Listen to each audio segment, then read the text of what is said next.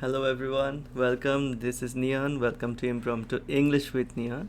And today I'm here to talk about some non academic words that you must not, that you at least should not use in any piece of academic writing. So, what do I mean by academic writing? That means if you're at school, college, university, or if you are planning to publish, you're writing a research paper or an article. So, in that context, in these contexts, these are called academic writing, right? Even if it's something besides beyond academics, for example, it's professional contexts. If you're a writer in a newspaper article, then there is some leeway if some informality is allowed, but for the most part in any formal piece of writing, in any academic piece of writing, and even in some professional settings, like if it's a business letter, a business report, a mail, an email, right? So these some words and phrases you should never use. Okay, so some of these, as I will be going through each of them, some of these are very commonsensical. For example, that you cannot ever use any type of slang, right? So I don't have to talk to you about this. We all know this, but I still put this up so that you can find that there are some things that you already know. Like it's just the obvious, but still I wanted to put it in there. So let's start from the very beginning. There are many words which do not belong in academic writing. For example, instead of many, so a lot of people write many, very, right? And other very vague and non-academic words and phrases, but they shouldn't be used. For example, instead of many and very, we can write several and quite respectively, which means instead of many, we can write several, or we can write a lot of, extensively, intensively, right? So in terms of context, some more synonyms are applicable, but almost always the word several can substitute the word many.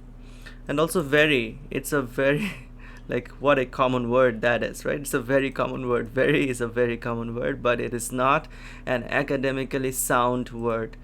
All right, it's not a wise word to use if you are writing an assignment, if you're writing a research paper, if you are like doing a class test, if especially if it's an essay writing class, right? You shouldn't use words like very. It's very vague. Okay, so the word vague means unclear, it's not specific. So instead of a word like very, we can write quite. Okay, so many of you know this, but the word quite, it's not the same as quiet. Quite, that means to some extent, like very, it's quite a lot, but it's not the same as quiet. Quiet, which means silent, right? Silence, like staying quiet, staying silent. So instead of very, we can write quite, not quiet. The following is a list of non-academic words and phrases. So I have divided them into 7 categories. Let's go through each of them. So of course, as I said, slang, there is no place of slang. There is no place for slang in any piece of academic writing. If it's a form of creative writing, you may actually write something like damn, right? Or if it's in dialogue, if you're writing a short story, for example, it is an academic writing, but the instruction is for you to write a fictional story or a short story or a 500-word story. Okay, so in that sense, yes, you can use some of these words, but I would still not recommend using expletives, which is very bad slang, like these words, right? I don't have to mention them. You know what these are. So some slang can be used in dialogues, like if you're writing a story, but in academic writing, for example, if it's a report, if it's any piece of writing which you are going to submit as an assignment, which is not creative writing, then refrain from using any form of slang. This is very important, and this is also very commonsensical. We all know this. Number 2, abbreviations and short forms. These also we very much know. We know that we cannot write the letter U to substitute for YOU, great, night, FBIDK, which means I don't know. But do you know what? I actually saw some classmates of mine when I was a student. So they actually wrote like words and phrases that they would use, like on Messenger, on WhatsApp, on social media. They did use some. I think they were just used because of a form of habit, like they were used to using to typing U instead of YOU so much that they mistakenly wrote it in the actual exam paper, because like maybe they had a lack of time, they couldn't think properly. But of course we can never write them, so this is also very commonsensical, right? So these two we all know that we cannot do these. Going to the third one, informal words and phrases. Okay, so informality, that means inappropriateness. So there are some things in society that we have to follow, like we cannot say anything to anyone, like if it's a senior, and of course if it's an academic assignment, an academic writing, an academic class test, then we cannot write things like this. For example, any word ending with an exclamatory mark, so we cannot do this. For example, some interjections, hooray, wow, oh my god, or oh my gosh. So you cannot write these unless they are in dialogues, if in a short story or any piece of creative writing. In that sense you can write them, but otherwise in normal academic writing, in 99% of academic writing, we cannot write them. So as for the next 6 words, these 6 words, actually a lot of my students, they actually said that they do use such words. For example, they say awesome, they write awesome, but it's a very informal word. Instead of awesome, you can write appealing, attractive, brilliant, spectacular. So some of these words may not fit into every context, right? So for example, if you say this game is awesome, then you may not mean that this game is brilliant. You may just mean that this game is spectacular, or this game is attractive, appealing, right? But for in some contexts, the words attractive, spectacular, brilliant, they may all make sense. The same goes for cool. That's cool. If you write this, then that's a very non-academic way to write. Amazing, the same way. And this word, look at this word, really. A lot of my students write, this is really interesting. Okay, the word really, but it's not an academic word.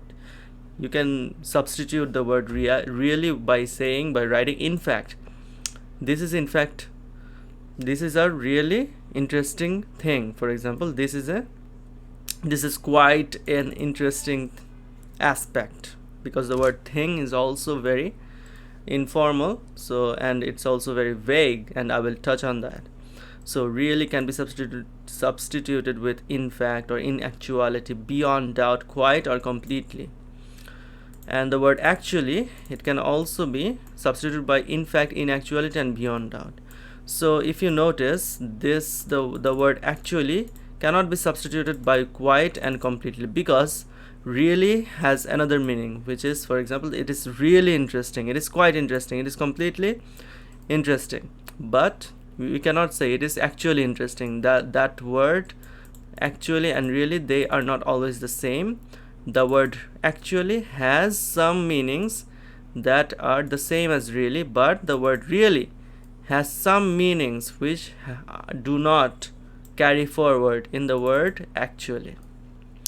And the number 9 part, lots, actually this is a confusing part, because many people may think that lots, the word lots, it's academic, but it's better to write a lot of. Don't write I ate lots of sweets, or I have lots of points. Rather write I have a lot of points.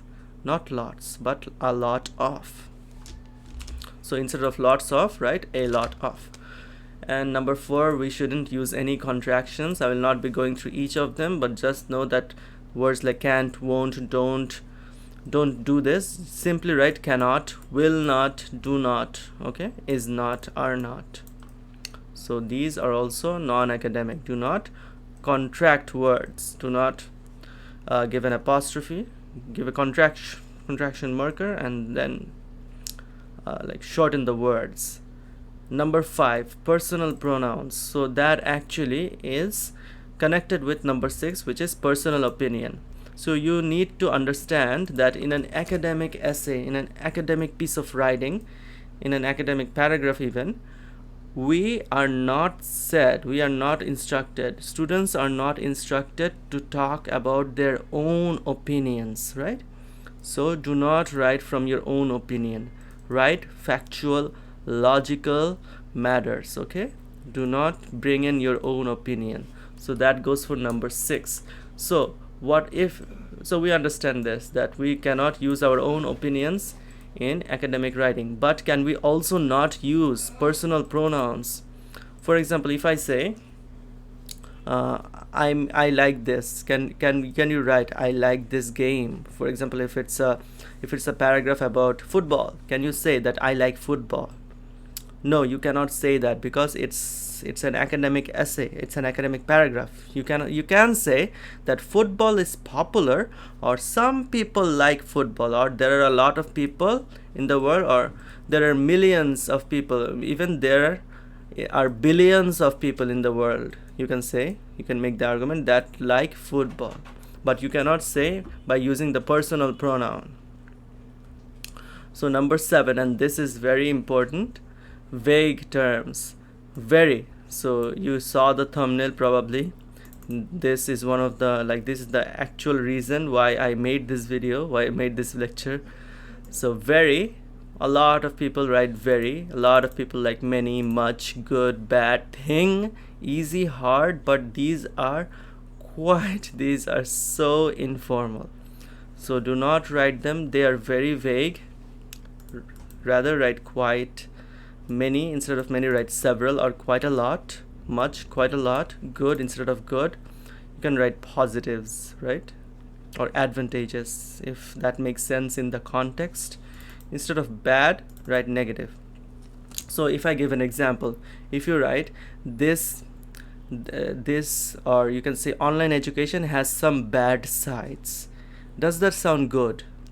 It doesn't sound good, it doesn't sound academic. Rather write, instead of online education has some bad sides, right, online education has some negative sides, right? So it's very intuitive. Do not write bad and good in academic writing. The same goes for thing. If you say there is one thing I like about football, rather than that you say there is one aspect that I like about football, or element, feature, or characteristic. The same goes for easy and hard. Rather than saying it's a hard subject, say it's a difficult subject. Okay. So besides these words and phrases, I am also giving some suggestions, 3 suggestions, which are that do not start any sentence with and or but. It can be started in an informal piece of writing, if it's an informal email, if it's an informal essay, even if your teacher allows it, then you can do so. If it's a story, if it's creative writing, then you do not need to follow this. Number 2, always justify any argument with logic and, if possible, a credible source. Okay, so more factual the better. Okay, the more factual the better for academic writing. Number 3, avoid misspellings and grammatical mistakes. So you have to proofread your work, because on Facebook, on social media, a lot of times, especially during chat, which is very spontaneous, which happens quite fast, we do not check for mistakes, and also we have autocorrect.